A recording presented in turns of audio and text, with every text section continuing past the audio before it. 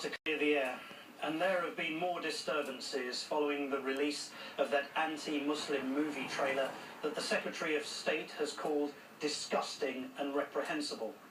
That trailer had actually been around for some time and made very little impact until someone decided to translate the dialogue into Arabic in time for the anniversary of September the 11th.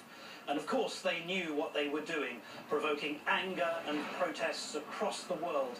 And this just 52 days until the presidential election here. Equally disgusting and reprehensible has been some of the inflammatory rhetoric that's been coming from people who seem determined to throw more petrol onto the flames. Listen to what one adult with a mental age of 3 decided to toss out last night.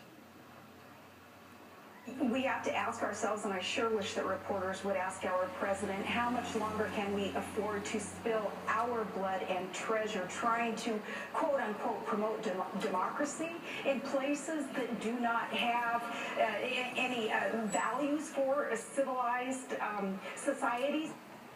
In places that do not have any civilized values.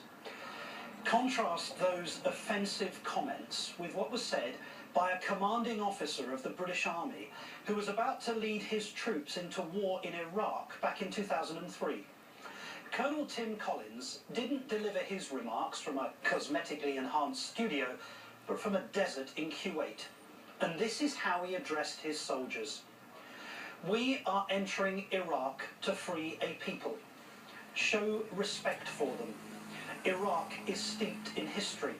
It is the site of the Garden of Eden, of the Great Flood, and the birthplace of Abraham. Tread lightly there. You will see things that no man could pay to see, and you will have to go a long way to find a more decent, generous, and upright people than the Iraqis. Those were the words of an officer and a gentleman, mindful of the need, even in battle, for a mutuality of respect. Someone should send those words to the 3-year-old in Alaska. Thanks so much for watching, and for watching all week. Chris Matthews is next with Hardball.